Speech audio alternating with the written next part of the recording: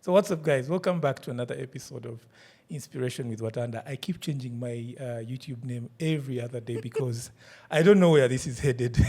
Because now I have like a variety of visitors that I interview, people I talk to, people I have conversations with, and I mean, like, it's beyond photography, it's beyond filming. And today I have a very special guest. I know her, should I say very well? I've seen her at her best do something she's very passionate about. And one of my criterias for having a guest here is inspiration. If you don't inspire me, it doesn't matter who you are.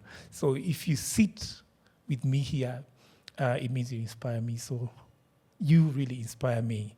And for me, inspiration doesn't have to come from a point of fame or a point of popularity.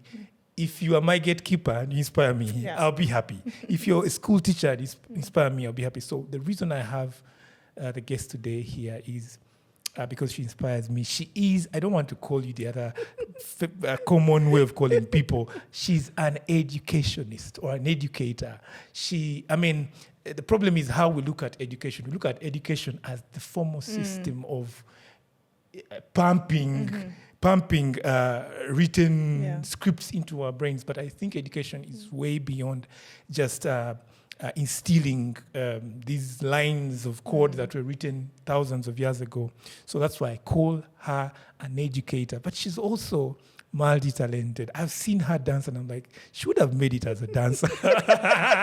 I've seen her speak and do emceeing work and I'm like, oh my God, she would be a good MC.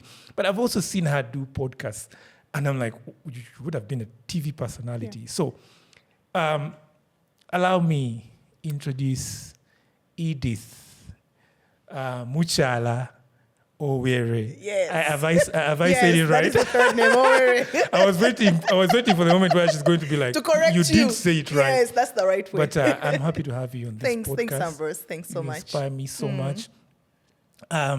One of the things that comes to mind when I see you, I'm like, probably should be better in the entertainment industry.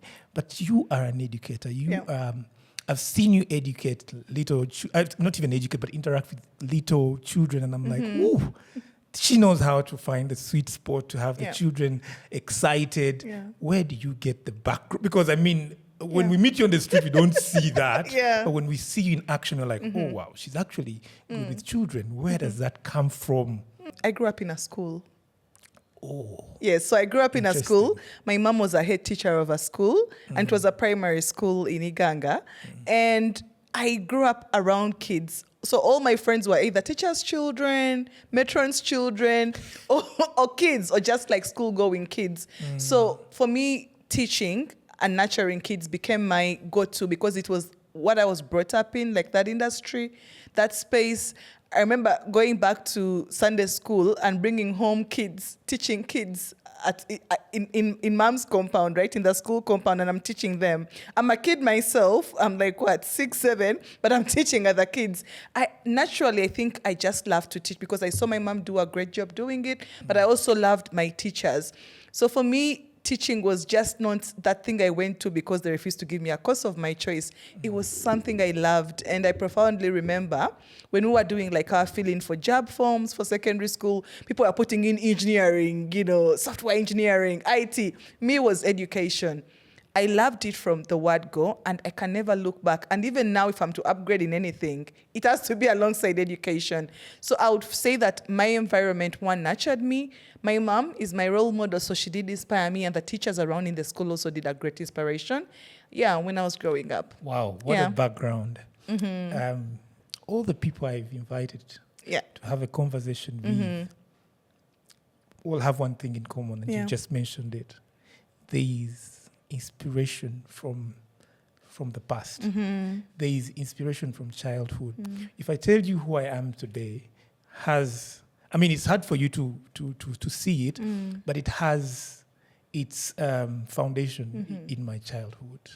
Storytelling, things like that. And sometimes it's just that one person you least expect who inspires you into a career. But for you, it's special because it's your own mom, it's your own environment.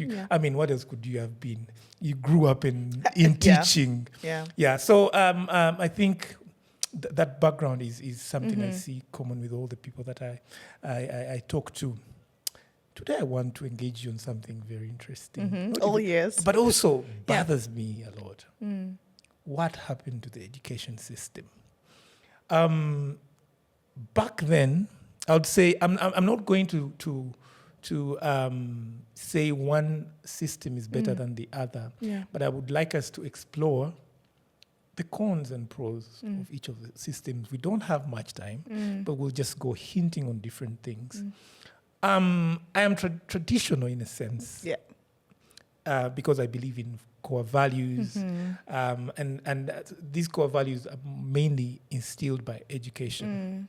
And I would also want us to look at education not only from the formal angle of go to class. I would like us to look at education as a way of life. It's like how they say, you learn, unlearn, and relearn. That kind of thing. We not only look at education from the classroom perspective. So if we have this conversation, let's look at it that way, that education is my mother teaching me how to wash my clothes. Education is my caretaker, teaching me how to iron my clothes. So that's the perspective. Of course, the formal perspective also lies in there within, because it's what creates the entire society today, the jobs, the companies running things. It's all education as the bedrock for all of this. But I have a conflict with the new education system. I feel that we are living out certain values that the traditional one gave us. But I also feel that the traditional one was also super conservative, that it hindered or hampered self-expression for the children, and especially the young children, because I know you work with the little children as well. So, I mean, with that background, what do you think is missing with the new curriculum? That education goes beyond the classroom teaching, the chalk. Let's write something on the chalkboard and copy. Education is what you learn in between, the in-betweens. After prep, how do I interact with my friends? How do I keep time? How do I network at school? How does my mommy teach me how to do my house chores? How does, my housekeeper help me iron my clothes, and how do they teach me to do that? So education is the things in between. Now, when we look at the two systems, the then and then the now, you figure out that education has shifted. In our generation, it used to be communal. You do something wrong at your auntie's home, they whoop you. What do you mean? She's not going to wait for your mom's permission to whoop you. She's not going to do that. She's going to do that and then report you to your mom, and your mom is going to whoop you too. And it's like... So you get double. So you had not, it was communal. And looking at the now the now system, it is not communal. For you to whoop my child, you have to seek permission. For you to whoop my child, I would actually sue you for that. So we lost a lot, though we gained something, but we still lost a lot. Of course, I'll give you an example. The traditional system had extremes. Yeah, it did, for sure. If you remember, in the early 2000s, the education system was struggling with corporal punishment, which it's a double-edged sword, I would say. I mean, I'm not talking about corporal punishment that is good, no, but a little bit of instilling a little bit of discipline and correcting a child isn't wrong. But overdoing it is also a challenge. So, I mean, how much do you give? Yeah. How much do you not give? Yeah. Things like that. So when you talk about that, I really understand. But for me, I feel that how do we hit? The issue would be how do we hit the balance on things like that? Yeah. Because you can't come out black and white and say punishing children is bad. Or not punishing them is the way to go. So you get that confusion. Yeah, I do get it. I think that parents, teachers, naturally there's an innate feeling in you when you know bad is bad and good is good. For sure, you know it. So sometimes you will need to play two cards. You either need to play the traditional card or the modern card. For example, when we were kids, to reply your mom was punishment.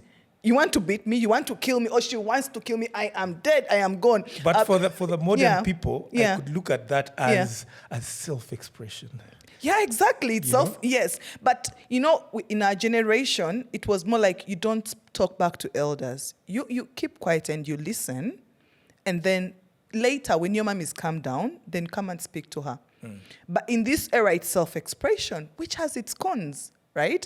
So for me, as a parent, I'll just speak from that angle first, then I'll go to the teacher aspect. For me as a parent, there are traditions that I still hold on to because I respect my culture where I come from. For example, when I'm speaking, do not interrupt me. It's culture. When I go to my boss to speak to them, I won't interrupt them, right? So I have to develop that in my child. When an elder person is speaking, even if they are wrong, be quiet, be silent, and speak when they've calmed down. Because by virtue of who they are, their age, their experience, they know more than you. So you need to respect that. Well, in this generation, it's self-expression. A child can reply you, they can back at you, they can bang the door at you. I'll give you a quick one. Yeah. I was at the airport. Yeah. Traveling somewhere, and there were these kids from an international school that I will not mention. So they were being monitored by their teachers, and they were in a large number. You know how hard it is to manage a huge number of students in a place where they're actually very vulnerable, because this is a crowded place, a busy place. Anything could happen. So one of the teachers called the kids to come closer and stay together, and the response the child gave was a little bit. I felt like, man, if this was in 19, this would turn out into something different. So I felt like, okay, we know you're expressing yourself, but also I put myself in the shoes of the teacher. I was like, good thing I'm not a teacher. So you get that kind of thing. Yeah? It's a little bit complicated nowadays. But anyway, moving forward. What do you like about the new system? What I love about the new system is that kids are able to express themselves. I personally have an 11-year-old that expresses herself. She doesn't fear to speak her mind, right? You could be driving and you're passing through potholes and she's like, Mom, you've taken the shortcut, but this is a long cut, the potholes. Mom, you're a horrible driver. And you're like, okay, I need to check myself. When we were kids, you can't say that to your dad. If he's taking you through the potholes, shut up and just enjoy the ride. But they learn how to express themselves. We've seen her say no when it's unfair. We've seen her come and say, I don't like what you did there. So there is that self-expression. They're able to speak their emotions, which is quite amazing, because we were kids and we kept in so much that sometimes when you remember that trauma, and as older kids, you're having a conversation with your parents, they're like, you went through that? Like, they didn't even realize the things you did go through as a child. It's because they were focused on raising the perfect child of society, but not the child that is able to express themselves emotionally. But also there's a borderline to that, Ambrose, that people are taking advantage of. Kids these days know how to manipulate us. They will know what soft spot to hit. They will know the things that they would say, and those things would move us, right? Kids in school will do anything crazy. They'll back at you because they know. The idea of now I can express myself. I can express myself, right? They'll come at you and they'll tell you something very rudely. They'll scream at you, they'll back at you because they've taken advantage of that. What we give them, they can manipulate, for sure. I remember that, again, my 11-year-old wrote this letter for me and the dad, and she was talking about, she wanted to change her school. And she wanted to go to this school because it was new and it was fancy and it was amazing. And then she said, hey, Mom and Dad, I feel depressed. Wow. Yeah. And I mean, she's like, what? She was 10. And then she's like, I feel depressed at my school. I want to change school. So she knows that we work with numbers. So she goes to these two schools. She was suggesting we take her to, and she gave us school tuition of what does two schools pay in comparison to what we pay. And it was, one school was cheaper. So she basically had given us these comparisons. So when she writes her letter, she says, at school, I don't have friends and no one likes me. So she leaves the paper, the letter at our bedside. And then in the morning, of course, I read the letter. And I'm like, okay, let's get to the evening and see what happens. So in the evening, I call her for a conversation. Oh, you want to change school, but you also say you don't have friends at school. Do you have, like, okay, if you say your friends hate you, how many people hate you in school? Just talk to me. She said the whole class hates me. Like, get out of here. I'm like, okay, now let's cut this. Because one, I know you because you're me. You know, sometimes you give back to your and you're like, you're me. And then I say, I know you and you're me. So I want you to be truthful with me.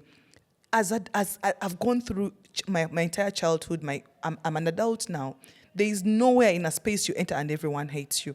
When everyone hates you, you are the problem. But also, I think it works also the other way around. Yeah. No, it's not like everybody who's going to like you. Yeah, it's exactly. part of life. It is, but for me, the red flag was that there was no one that was her friend in school.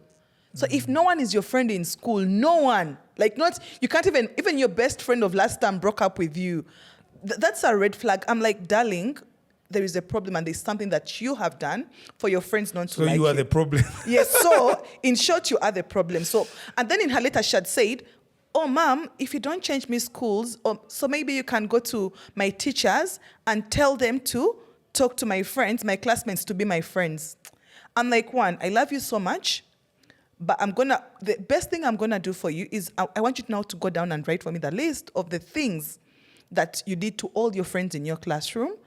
And me and your dad, years later, we are going to be in Bahamas at the beach. Mm-hmm. We're not going to be here to solve your problem. So your letter says that I'm supposed to go and tell your teacher to ask people to be your friends. I'm not going to solve those problems for you. This is a personal... This is a personal battle. Yes, you need to fight. But I also... actually, what you've talked about is very interesting. Yeah. And I was listening to you in your first podcast that you made here. Yeah. And you're talking about how the old traditional education system gave us independence. You fight your battles, you know, vis-a-vis today where you need a lot of support. It is not a bad thing to want to be supported by your own parents. I mean, that's their job. But there is a certain level of independence. Actually, even a toddler has a certain level of independence. That independence, of course, is at a survival level of I need to suckle this breast and get something out of it. I need to cry when I'm in pain. You know, and I mean, there's that instinct of survival, and survival only exists with independence. Of like, I'm alone. My first experience in a boarding school was the worst. I don't even want to remember it, but I would say, in a nutshell, I was left all alone. But now growing up, I realize, yes, it has given me a certain level of that independence you're talking about. Yeah. So, I mean, for me, it's gonna be always a mixed feeling between. I'm not going to wake up one day and I'm like, the traditional system was trash. No way. There's certain things that we do learn that we do learn from that system. I'll quickly go because we're running out of time. I'll quickly go to language. One of the things that I appreciate about the traditional education system was that it did give priority to learning the local languages, and I always feel that your mother tongue is the basis for all communication. It doesn't matter how well-spoken you are in a foreign language. And I've seen people's parents say things like, my child speaks English. And it becomes like a point of like, saying one school is better than the other because your child speaks another language better without the accent, the ability to even mention a word in their own mother tongue. To me, that is like I mean, like, there's no. I don't consider that intelligence. I mean, then how do you communicate in your local environment? So I feel that one of the points that the new education system is missing out on is one culture, a language. I mean, and then also like understanding how to navigate the local environment as children. You have your child; he studies at an international school, but he cannot communicate in the local language with the neighbors, and we kind of. I mean, like, I don't know what's happening with us. We think that is okay. It's good because all the kids speak Luganda or Lusoga, and the other ones don't speak it, so they're better. So I feel that the new system has missed out on that. And one of the things I actually like about you is whenever you get a chance to speak Lusoga, it is like, I've been waiting for this opportunity. Any day. Any day. So you get, yeah. I mean, the children, our children are going to miss out on this. The local language. And lastly, I feel that everybody needs a base language. That's true. For interpretation of other languages. If I say a saucepan, I'm interpreting it from a sepichi. But a sepichi, to become a sepichi, there was maybe a certain myth or folklore that led to that being called. You know those things of muogo. How did muogo come up? But then in the modern, in the other language, it's cassava. But muogo, we know where our muogo comes from. It was mue or guo. So it was like some root that they were eating for dinner. And because it was huge, ogo means big, that big thing. Mue, give him ogo. Then it becomes muogo. You see how language is created from concepts. Yeah. But then when you only know the language that you've been taught in school, because teaching you English is actually a very mechanical process, but assimilation and intake of a language that is organic, I feel like it's one of the things that the new schools are missing out. So for me, it's a mixed feeling. But I also like that students from international schools and the modern schools also speak English well. There's nothing wrong with it. Yeah. But do they have a foundation for their good English? Yeah. Yeah. And when you look at the other expatriates who come here, they speak their local languages. Yeah, the their French, mother tongue, the Spanish. They will. Yeah. And the other thing is that when you hear a Spanish person speaking English, they have the accent, the Spanish accent embedded within, and we don't think it is funny. But if you have a guy saying "younger man," we laugh at it like it's a bad thing, the thick accent. And I've also seen it with people trying to find mates, dates, and things like that. His Kazungu is not. Are you marrying Kazungu? Yeah, that's true. Things like that. For me, I feel like that is the highest level of colonialism. Colonialism, of course. Like you don't love your own mother tongue. Yeah. Are you crazy? So those are things for me that this conversation is long. Yeah. I mean, we need like a whole day for it. For sure. But anyways, what's the way forward? What can we do to reconcile these two opposing systems? And they're here to stay. Much as they're trying to phase out the traditional, it carries its value. The new curriculum has its value. The new system has its values. But how do we smoothly integrate the two? Every habit starts at home, right? At school, you would want to be firm with a child, but also very loving to them. But if that balance is not stricken at home, it becomes very difficult, right? For example, at school, what we are studying in school is English. I mean, on this podcast, we are both from Busoga region. Wait, we are going to have one in Lusoga. No. It is our audience. If we speak Lusoga today, it's not going to cross the bridge. That's true. Our podcast will. But why isn't going to cross that bridge? It's because we had colonialists who came and made us believe that our mother tongue. We have so many languages in Uganda, so we need a unison language. We need a language that brings us together. But look at East Africa, look at Kenya. Their unison language is Kiswahili, and it's a local language, right? Our unison language could have been maybe Luganda, because the biggest population of Uganda speaks Luganda. Right now, our podcast would be in Luganda. But, again, English, right? The mindset changes. And also looking at the way forward for us is to start at home as parents. How are you teaching your child? You've talked about something interesting. L1 is so important because it builds the basis of your L2. Okay, when I know Entebbe and I go to class, I'm gonna know it's a chair. It's gonna be so easy for me to understand. But you know that Entebbe came from somewhere. Yes, and there's a story behind it. There's a tradition behind it that we are losing. So for me, it's striking a balance and to always know that today I need to be traditional. Tomorrow I need to be probably like a progressive parent. If we don't have that balance, if we don't connect the two together, we are going to have a generations full of spoiled children.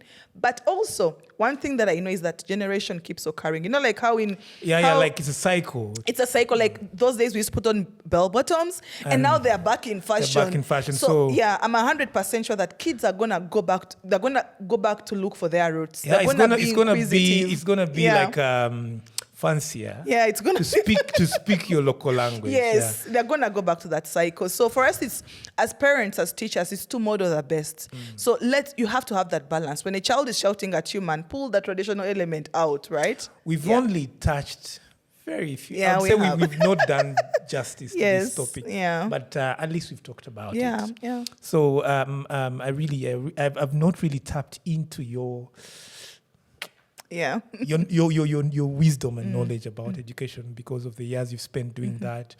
But hopefully next time we'll be able to talk more about this. And thank you so much for agreeing to this abrupt hijacking. It was a hijack.